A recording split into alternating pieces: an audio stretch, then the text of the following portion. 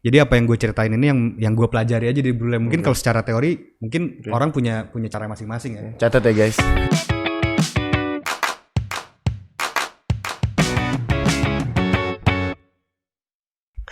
Halo, selamat datang di episode 11 Satu Tujuan Podcast. Hari ini episode perdana kita di bulan Ramadan. Jadi rasanya suci banget nih, Garol. Yes, very suci. Hari ini kita bersama Bro Zaki. Zaki ini adalah owner of Brule. Siapa sih yang nggak tahu Brule di sini? Gue juga big fan of Brule. Waktu itu juga PO-nya lama banget. Gue ingat banget waktu waktu awal Brule itu gue menyokap gue kayak, aduh ini nggak bisa jalur orang dalam ya. Tapi anyways, hari ini kita pengen banget nih ngomongin Brule. Dan you're also musician kan? Apalagi lu juga anak muda seumuran dari kita. So it's very very relevant terhadap kita dan audience kita juga. Ya gimana Raul? So yeah, mungkin to start, let's talk about you, kayak you yourself more. Kan obviously you're not just Brule, and kan utamanya lu become musician, right? And you've been performing di dulu-dulunya, and because of kan COVID kan sekarang, so it's a bit beda ya. Mungkin you can talk a little bit more about just introduce us about your music. Oke, halo Sobat Tujuan. Sobat Jamaah ini harafiah bro. Jamaah Tujuan ya. Jamaah Tujuan.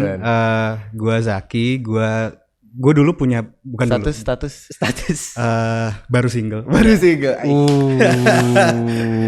mungkin coba tolong ya di DM nih kalau ini. Bisa guys. Gua sekarang punya band sama Tristan namanya Mantra Futura. Itu duo sebenarnya. Genrenya alternatif, terus ya udah sih gue manggung-manggung aja, terus produce musik aja.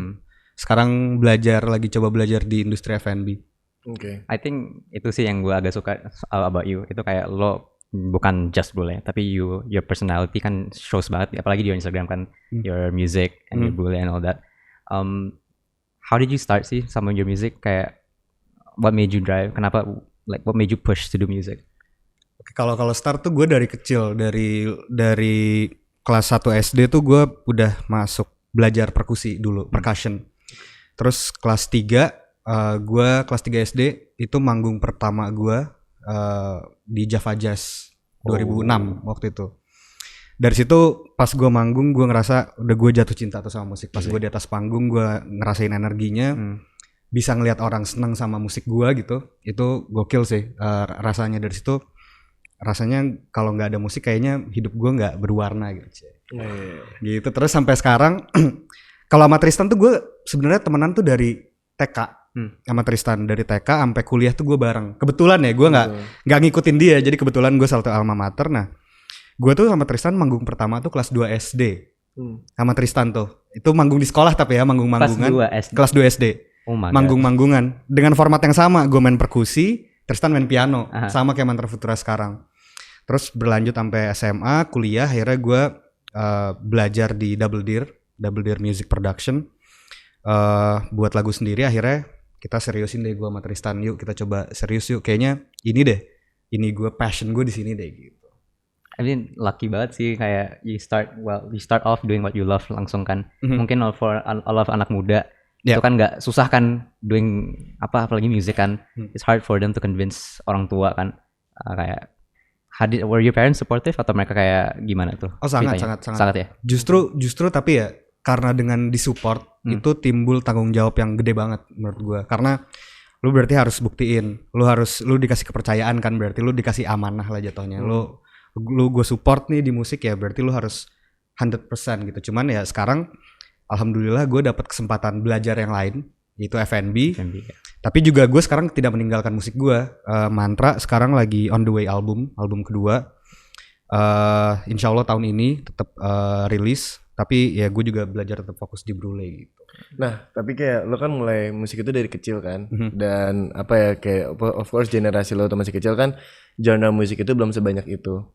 Dan sekarang kan lo di genre yang alternatif, yang mungkin belum populer itulah di awam gitu lah. What made you choose alternative as a genre daripada ke pop? Sebenarnya alternatif tuh bisa lumayan nyerempet pop sih sebenarnya. Cuman mungkin nggak sepop itu mungkin ya. Gue nggak tahu karena sekarang menurut gue pop menurut orang tuh beda-beda. Ada yang bilang Taylor Swift sekarang udah nggak pop lagi gitu ya kan. Ada tapi menurut gue tetap pop gitu. Kalau gue kenapa milih itu apa yang bisa mewakilkan perasaan gue dan Tristan aja sih. Kayak Oke. gue lagi ngerasain ini karena Mantra tuh lumayan berubah-berubah nih. Genrenya ada dari EP pertama tuh house, terus kemarin lumayan alternatif world music lumayan, sekarang lagi mau ke pop. Itu sesuai apa yang gue sama Tristan rasain aja. Jadi bukan nggak harus ngikutin banget, tapi gue juga nggak, karena kan ada kan orang yang kayak gue maunya idealis, gue nggak mau ngikutin industri gitu. Tapi kalau gue bukan yang nggak mau sih, dan gue mau banget ngikutin industri justru, tapi apa yang menurut gue dan Tristan itu cocok dengan perasaan gue pada saat itu, pada saat lagi bikin musik, ya itu yang gue buat gitu. Jadi lebih kayak follow your feelings gitu. Emang mantra Futura itu ya? Futura itu artinya apa? Kalau gampangnya mantra tuh doa kan. Oke. Futura tuh gue ambil dari future. Jadi doa untuk masa depan gitu. Oh, jadi semoga masa depan juga musik Indonesia. Betul. Yeah. Anyways, ya ngomongin ya tadi kan ngomongin musik ya. Mungkin kita yang lebih apa yang kayak pengen kita obrolin banget yang mengenai Brule lah ya. Karena gue lihat kan Brule ini juga terlahirkan pas awal banget pandemi. Betul kan? Dan seperti kita lihat kayak pandemi itu membuat orang juga realize salah satu bisnis yang sustain dan akan yang akan juga demand-nya itu nggak diragukan adalah bisnis makanan, ya kan? Kita kan sampai bikin juga kan? Nah iya, gue juga bikin juga, gue Bambinos, Raul, Urban Eats gitu loh. That's why I'm hosting today. Nah, sampai sekarang, makanya kita juga sebagai business owner juga pengen banget nih nanya lo yang juga pastinya expandingnya itu udah di mana-mana. So mungkin boleh nggak sih diceritain awalnya itu Brule, karena gue tuh sempat denger interesting banget story-nya dari awal dari Mbak lo katanya kan. Jadi sebenarnya gini, Brule tuh ada di saat pandemi itu karena memang untuk bertahan hidup sebenarnya. Kebetulan kakak-kakak gue bisnisnya terdampak sama COVID. Kakak gue bisnis di satu di manajemen F&B hotel, satu lagi ada restoran Hachi kalau lo tahu. Oh Haji. Nah terus Ajung dong, Ajung episode episode ke Nah terus cuman sekarang dia udah nggak di Hachi lagi. Nah terdampak ya akhirnya kakak gue yang pertama itu sebenarnya Brule ini udah diniatin tuh dari sebelum pandemi sebenarnya, emang niat pengen jualan gitu. Karena si produk Brule ini tuh sebenarnya produk makanan rumah. Itu tuh menu masakan rumah yang dulu tuh awalnya dari Bude sebenarnya. Bude bikin spaghetti Brule, terus kita ngelihat, kita modif lah ininya resepnya. Jadi terinspirasi dari Bude tapi resepnya resep kita sendiri. Sorry, Bude itu berarti nenek atau? Enggak, Bude tante. Tante, oke. Tante. Nah terus kita twist, ya kebetulan mbak gua twist. Oke. Habis itu ya udah dari situ. Mbak. Iya, dari situ emang kita pengen niat serius jualan, cuman pas COVID ini memaksa kita untuk mulai sekarang gitu. Jadi awalnya kayak tar dulu gitu. Cuman pas kata kakak gue pas COVID butuh uang, ya udah akhirnya jualan. Awalnya itu kita cuman pengen 12 loyang per minggu. Iya, gue lihat tuh 12 loyang doang per minggu. Tiba-tiba demand-nya. Iya, taunya alhamdulillah karena dibantu sama teman-teman juga, gue ngirim ke beberapa influencer juga gitu ya. Itu alhamdulillah lumayan banyak gitu demand-nya. Sampai bulan pertama tuh alhamdulillah kita bisa jual 1.000. Bulan pertama 1.000 loyang. 1.000 loyang bulan pertama. Ya, like pas mulai langsung 1.000.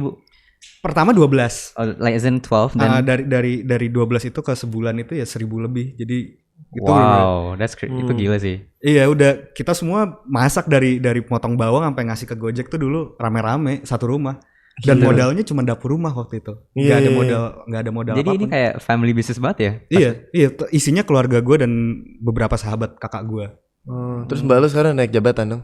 Mbak gue sekarang jatuhnya jadi executive chef dan dia udah bahagia. Dan dia udah, menurut gue dia udah jadi ownernya Brule juga.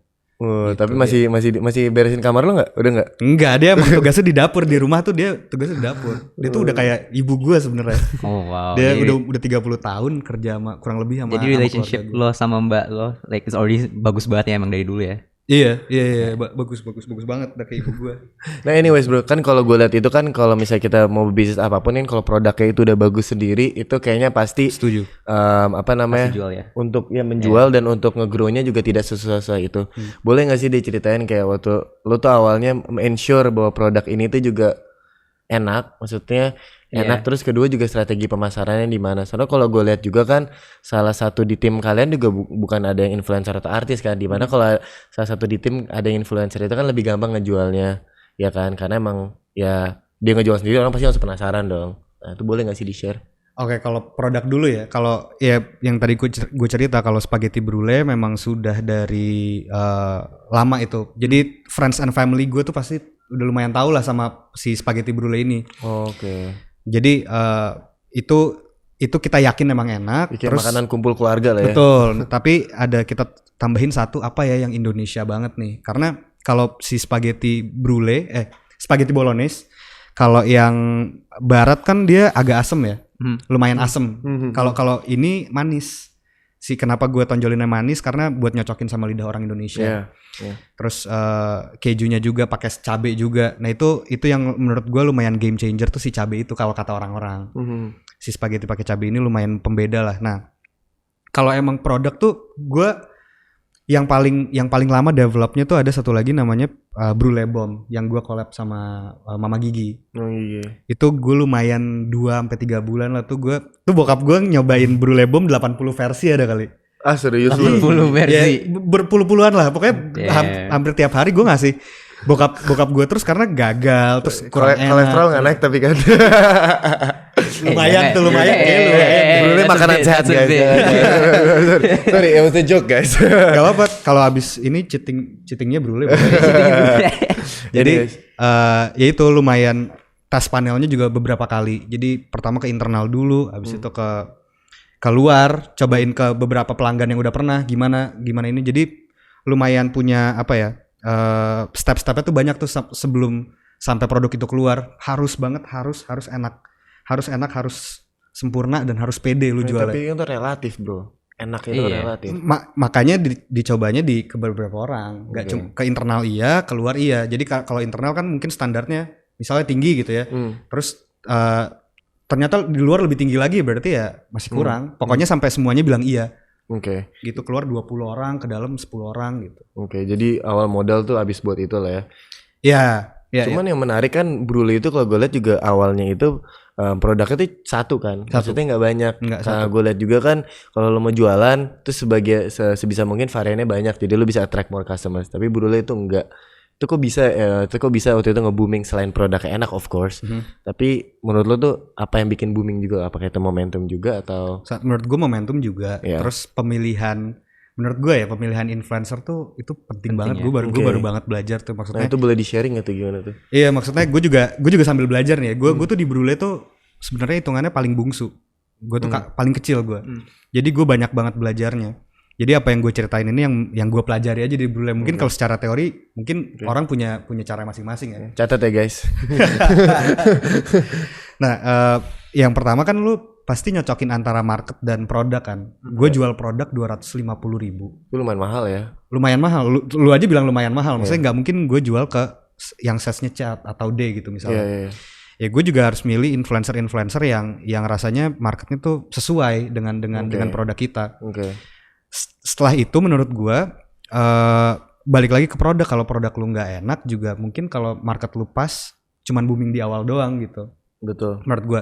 Terus juga menurut gue ada rasa penasaran FOMO orang tuh juga lumayan kenceng tuh gara-gara waktu itu kita sempat antri tuh hampir sebulan waktu itu. Gue salah satunya bro. Iya. Ada nggak di sini juga yang antri? Oh ya, Pasha juga, Zack juga. Nah, iya. Beberapa tuh. Jadi itu bukan karena emang kita kepengen. Emang sombong aja sih guys, ya nggak mau. Udah deh. Eksklusif. Ya. Masalahnya yang masak baru kita bro.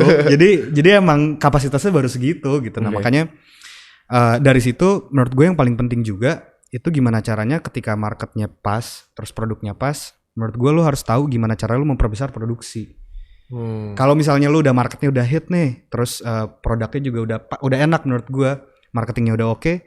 Ketika lu nggak bisa besarin produksi, pasti sayang kan, demand lu akan kebuang menurut gue. Betul. Nah gitu. Jujur gue di ekspansi produksi itu sih yang bermasalah, merasa bermasalah juga nggak? Soalnya kadang demandnya udah ada, produknya ada, tapi untuk expand produksi itu kan misalnya butuh tools yang baru, butuh tim yang baru. Itu kadang gue sebagai tim tuh mikir 2 kali kayak ya kita ada duitnya sekarang, kenapa kita nggak gajian aja sih lumayan sekarang ngapain? Maksudnya kayak ada pemikiran kayak mau diputerin tapi nanti takut juga, mau diputerin takut salah. Kalau lu gimana Rolek? How do you feel? Gue masih stuck man, gue masih lagi benerin production process dulu sebelum mau mikirin expansion makanya. Iya, gue tuh pas memperbesar produksi tuh sebetulnya kenapa gue bilang tuh gue beruntung banget lah. Brule tuh menurut gue beruntung. Jadi kan yang tadi gue bilang kakak gue sebelumnya di bidang F&B kan. Iya. Nah dulu waktu di manajemen hotel itu orang-orang kitchennya itu di lay off sama kakak gue. Oke. Sekarang pas udah Brule udah mau ekspansi, maksudnya udah mau membesarkan produksi, orang-orang itu dipanggil lagi. Wah, ya, itu Jadinya bagus. jadinya orangnya udah tahu juga, terus Terus dipanggil sama tim lo. dipanggil, maksudnya dipekerjakan lagi lah. Oke. Gitu. Jadi orang kitchennya tuh dulu, yang orang kitchennya kakak gue zaman dulu. Oke. Gitu. Nah terus orang operationnya juga gitu. Oke. Nah itu proses expansionnya tuh lu mulai tahu oke ini butuh expand. Ini butuh expand tuh waktu kapan? Pas ngelihat demand. Pas di Bandung ya. Iya pas ngeliat demand maksudnya nunggu 1 bulan tuh menurut gue nggak seru men. Iya kan maksudnya nggak kelamaan gitu. Maksudnya iya lo dapet kayak wah susah banget nih dapetnya. Tapi kalau sebulan kayak lo nggak beli deh. Gue sih enggak sih kayaknya. Iya. Gue sendiri ya. Gue juga kayak udahlah. PO pun juga lama-lama males orang kan. Iya. PO pun males. Gue juga baru bisa memberanikan ready stock itu di bulan ke-6 kalau nggak salah ya. Wah lama juga ya. Sekarang udah berapa lama Brule? Baru setahun. Baru setahun kan. Wah buset, Baru lu setahun. setahun udah besar banget. Iya pas sama Tokped itu tuh baru bisa, kalau nggak salah baru bisa apa hari itu juga tuh nggak PO ready stock. Nah semuanya kan butuh proses tadi yang gue bilang kan dari lo di mana udah lo tahu orang udah nunggu sebulan nih. Jadi lo ekspansinya tuh kemana dulu? Dari yang produksi rumah kecil. Apa lo mulai beli barang-barang? Maksudnya beli instrumen kayak. Oh itu pasti. Ya pertama-tama nyicil oven. Oke. Nyicil oven dulu, terus nambah orang, terus renovasi dapur kecil-kecilan. Itu lo injek duit apa perlu puterin aja dari sales? Nah alhamdulillah Brule itu membiayai dirinya sendiri. Wah, Total biaya dirinya sendiri. hebat. Gitu jadi bahkan dari oven pertama pun gitu kan, maksudnya dari PO pertama dapat untung, terus ya cicil oven di Tokped, beli oven yang agak gedean tuh. Dan dari situ udah Maksudnya nyicil yang nyicil. nggak langsung oke. Iya, nyicil itu dulu, terus lama-lama tambah lagi. Gitu. Terus udah gitu apa namanya dari lo oven terus gimana jadi yang kayak lo jadi offline store juga kayak collab gitu kan kayak that's like new things. Big money juga kan, bikin your onset kan ada beberapa kan sekarang kalau nggak salah. Iya. And those are like really, menurut gue sih keren ya, karena konsepnya kayak simple, and then you have all your Thank makanan. you. Itu how did that idea come about? Kayak kalian at what point mikir, oh yuk kita buka offline store. Padahal kan sekarang COVID juga kan, so obviously itu kan agak risk taking. Ya waktu itu tuh kita diajak kerjasama sebenarnya sama salah satu Enak dong. sama salah satu yang punya lapaknya lah intinya. Food hall di dalam hal ini food hall gitu. Nah terus akhirnya kita profit sharing di situ. Oke. Awal-awal kan maksudnya mungkin masih ini ya, masih belum bisa ngebaca tren ya. Cuman ternyata pas pertama kali buka kan tuh di PS. Iya. Brule tuh pertama kali buka tuh di PS, terus kita semua diskusi ya maksudnya di PS, secara PS itu mall yang cukup ternama, terus itu buat branding itu bagus banget. Mahal tapi rentnya kan. Ya. Pasti. Kalau nggak salah gue terus bayarnya pakai dolar bro. Of course. Bayarnya pakai dolar. Masih? Wah, Emang iya? salah info berarti gue. Harusnya berarti Bambinos buka di sana. Terus. Ya udah dari situ ternyata alhamdulillah di PS tuh rame ternyata. Ya udah dari situ ternyata kita belajar juga nih kayaknya offline ini udah mulai menarik nih. Gitu makanya kita buka di MKG Mall Kelapa Gading. Terus sekarang buka di PIM juga. Tapi sebelum PS tuh kita coba-coba dulu booth sebenarnya. Booth ada di pop-up gitu. Pop-up booth. Sekarang juga masih jalan nih pop-upan. Itu di mana itu? Gue tertarik sih sama pop-up ya. Gue at least mau coba. Tapi itu gimana sih kayak pop-upnya? Kalau pop-up sih biasa aja ya. Maksudnya kayak ada bazar. Lu daftar habis itu ya maksudnya. Tapi ya harus ngelihat juga sih. Kadang ada pop-up yang sepi banget juga. Itu sekalian ngecek market sebenarnya daripada lu langsung berat buka toko, mendingan lu pop-up dulu kan. Ngecek dulu nih kalau oke, hajar gitu. Tapi pas gitu pop-up udah pakai packaging itu ya? Diskon. Udah ya? Udah. Jadi packaging kayak gini tuh udah sebelum ada store. Jadi biar di store juga bagus kan. Iya sih keren banget sih packaging lu dari pas gue mulai research gue kayak wow, like aesthetically and everything. Sekarang kan udah banyak kayak cloud kitchen gitu ya bro. Lo kenapa gak maksudnya kalau gue sempat sih waktu gue punya bisnis gue sendiri kayak kalau demand-nya udah ada, kayak gue buka offline store ntar dulu deh, karena kan kapitalnya lumayan banyak. Toh juga online, kayaknya orang juga people prefer more to order than to dine in, apalagi pada saat itu kan. Lo nggak sempat kepikiran kayak udahlah gue online aja, toh juga enak kok nih salesnya online gitu, dan kapitalnya kan kecil, monthly expensesnya kecil kalau online kan. Kan ya gue kan online juga tetap jalan kan. Maksudnya gue juga kitchen juga central kitchen. Gue nggak ada kitchen di outlet, gue nggak ada. Makanya namanya store, bukan outlet. Store tuh lu cuma bisa beli doang. Lu kayak beli minuman kayak minuman hop gitu kan, cuman gitu doang. Gue nggak ada proses masak memasak gue di sana. Ke luar kota pun gue kirimnya barang jadi, barang frozen. Itu gue kirim barang frozen. Jadinya tidak mengganggu online juga sih, malah nambah gue waktu itu, dengan adanya store nambah revenue justru gitu. Malah nambah revenue ya? Maksudnya ya of course nambah revenue, cuman expenses kan tapi jadi banyak, jadi rebek nggak sih bro? Ya itu hitung-hitungannya. Tapi karena nggak ada kitchen mungkin lebih murah juga kali ya? Iya. Nah lo kan juga ada reseller juga kan, if I'm mistaken kan Brule itu juga di beberapa kota lain.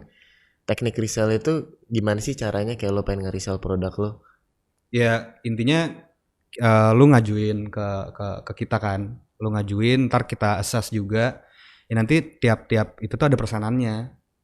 Gitu. Ntar ada jangkauan, dan sekarang juga lagi ada promo-promo untuk menaikkan gairah seller lah gitu. Jadi itu juga perlu dimainin tuh, karena marketing dari kita juga karena kan kita namanya authorized seller. Jadi promo dan marketing itu dari pusat semua. Gitu. Jadi mereka tinggal jualan dan tinggal order aja. Mereka tinggal ikut doang gitu ya. Iya. Tapi ya kita butuh juga bantuan mereka nih. Maksudnya kita tiap minggu atau tiap bulan itu juga diskusi sama mereka. Maksudnya kira-kira di kota kalian nih lagi butuhnya nih apa? Yang lagi happening tuh apa gitu. Itu juga perlu ada tim sales sendiri ngurusin itu. Nah, yang gue sempat pelajari gitu kan, adanya reseller itu juga ada price war ya. Betul. Nah, makanya kita namanya authorized seller, nggak kita buka reseller bebas biar nggak perang harga. Itu boleh ceritain gimana maksudnya? Iya, jadi authorized seller itu yang menjual Brule itu yang sudah disetujui sama Brule pusat. Misalnya gue mau jadi reseller nih bro sekarang, kalau kayak gue mau jadi reseller dong di daerah Ambon gitu misalnya. Iya, misalnya lu berdua nih. Ya kita assess dulu apa maksudnya, perlu nggak 2 orang di Ambon. Kalau misalnya cuma 1 doang ya berarti gue pilih salah satu. Pokoknya keputusannya tuh dari pusat. Makanya namanya authorized seller kan, biar nggak ada reseller bebas. Kalau reseller bebas lu bisa perang harga, kecuali lu bisa just tip. Kalau just tip beda. Kalau just tip itu kan lu beli putus sama gue. Lah bukannya gue sebagai reseller juga beli putus sama lo bro? Kan harganya dibedain bro. Oh lebih murah ya? Lebih murah. Kalau just tip ya lu terserah kan lu mau jualnya berapa. Kalau authorized seller gue kasih persenan, tapi harganya gue tentuin gitu. Makanya itu tidak ada perang harga karena harganya kita tentuin. Gitu. Ya misalnya kayak Brule berapa sih satu harganya? Misalnya yang ini ya, yang ini berapa harganya? Yang pasta berapa? Itu udah pasta 250.000. Misalnya serer misalnya ya sekitar 230 misalnya lo cari itu misalnya. Iya. Terus gua tambahin ongkos kirim ke sana. Jadi kalau keluar kota tuh harganya lebih mahal. Misalnya jadi tambahin 10.000 atau tambahin 5.000 gitu.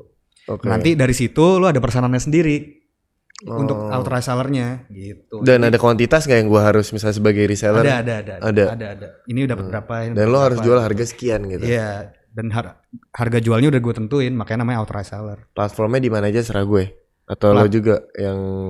Jadi gue buatin, ada namanya admin. Kalau admin dia yang pegang, atau Tokopedia. Tokopedia sekarang kita buatin nih. Jadi Tokopedianya namanya udah Power Merchant. Jadi udah nyambung sama Tokopedia pusatnya Brule. Jadi itu legit lah gitu. Misalnya ada namanya Brule Bogor, ada Brule apa gitu. Tapi kan lu tadi cerita itu dari kitchen lo kan, lo ngirim ke luar gitu and make sure that the food is safe, itu caranya gimana? Itu juga lumayan tuh. Tapi sorry sebelum masuk situ, mereka juga bisa jualan offline juga tuh, yang kayak sekarang ada di kota apa ya, Palembang atau apa gitu ya. Itu mereka jualan offline juga, tapi diinfo ke kita tuh nanti kita apa yang bisa kita bantu gitu. Jadi nggak kaku banget juga semuanya dari Brule. Kalau misalnya kalian ada ide apa gitu misalnya, kita diskusi dulu, yang penting diinfokan gitu, ntar apa yang bisa kita bantu. Nah, jawab pertanyaan yang tadi itu lumayan panjang tuh ininya, trial and errornya. Oke. Gue baru belajar ada yang namanya blast freezer. Itu tuh ternyata untuk membekukan makanan yang proper. Lu kalau naruh freezer itu sebenarnya bukan untuk membekukan makanan katanya ya.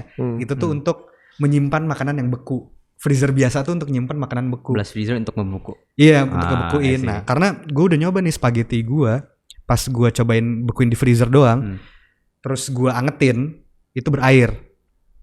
Jadi berair. Gue sumpah, gue tes dengan makanan gue kayak gitu. Iya kan? Gue taruh di freezer terus di microwave itu kayak nggak sama aja, kayak rasanya kan? kurang banget. Nah, si blast freezer ini menurut gue jawabannya. Itu lumayan nyari-nyari tuh gue. I see. Oke. Blast freezer tuh dalam sejam tuh bisa langsung beku batu. Jadi sebelum dia kalau kata sales ininya blast freezernya, sebelum molekul airnya itu pecah di freezer itu tuh dia udah beku duluan. Gitu. Oh gitu. Sebelum molekul air pecah udah beku duluan. Oke. Iya. Gue nanti ngomong Gue juga sama tim gue juga baru tahu bro. Maksudnya si ngerti tuh gue yang kayak gitu-gituan dulu kan. Maksudnya ya udah akhirnya makanya gue bilang gue banyak banget belajar di sini karena banyak banget hal yang baru yang gue pelajari. Nah, jadi lu intinya lu di Sandal Kitchen udah ada tadi blast freezer yang tadi kan? Iya. Nanti habis itu tinggal langsung dikirim aja. Dan itu sempat gak sih kayak lo ngirim gitu malah produknya ada ke? Nggak, sering bro. Sering ya? Sering kirim ulang. Nah terus lu juga nge-ensure bahwa reseller itu juga gak nipu lu gimana? Misalnya lo ngirim gue 50, gue tinggal bilang aja Zak 20 rusak nih, padahal nggak tahu rusak juga loh. Itu kan juga bisa nggak tuh? Ada penipuan, sempat ada penipuan zong gitu nggak? Kalau penipuan kayak gitu sih belum pernah ya. Tapi ada yang tapi nipunya efeknya bukan ke gua. Jadi ada satu akun dia bilang dia just tip Brule. Oke. Dia bilang tuh dia just tip Brule. Jadi misalnya di komen-komen Brule tuh suka ada, "Kak, buka di Riau dong, Kak, buka di mana dong?" Nah sama si penipu ini tuh dikomenin tuh sama dia, bisa lewat aku gitu. Oke. Ditransfer duluan, udah hilang. Ada aja. Udah hilang. Padahal dia nggak ada beli dari lu ya? Nggak ada. Ya, lumayan kan ditransfer 300.000, 400.000. Maksudnya lagi pandemi gini ada aja orang masih jahat ya, gila ya. Yeah, bro, people are desperate in money man. Anyway Zak, gue pengen lihat, lo kan pasti lihat juga kan kompetitor lo, pasti juga yang gue juga lihat kayak beberapa bulan setelah ada public figure yang jual mirip seperti Brule. I think you know what I'm talking about kan. Itu lo kayak trying to beat your competitor tuh biasanya gimana? Karena gue jujur gue juga waktu itu bikin deep dish pizza dan itu lumayan agak perdana lah di Jakarta gitu loh. Belum ada yang terlalu bikin. Tapi nggak lama setelah itu ada yang nge-mimic gitu dan itu of course agak quote unquote mengganggu sales kita dong. Nah itu lo rasanya gimana? Nah kalau gue balik lagi ya, selama gue fokusnya ke produk aja sih menurut gue, fokusnya ke produk. Kalau produk gue, karena masalahnya F&B itu selera kan, mungkin ada orang yang seleranya ke misalnya kompetitor gue, ya udah nggak apa-apa. Kalau gue tetap fokus sama produk gue sebaik mungkin. Dan menurut gue kalau gue ditanya tanggapannya gimana, menurut gue justru seneng karena alhamdulillah artinya Brule secara tidak langsung bisa menginspirasi orang. Siapa tahu itu bisa jadi ladang pencarian orang. Makanya salah satu value-nya Brule itu yang kita pegang itu gimana caranya Brule itu bisa menumbuhkan kebaikan buat sesama juga. Gitu makanya hashtagnya Forever Thankful kan. Itu gimana maksudnya menumbuhkan kebaikan tuh dalam artian apa?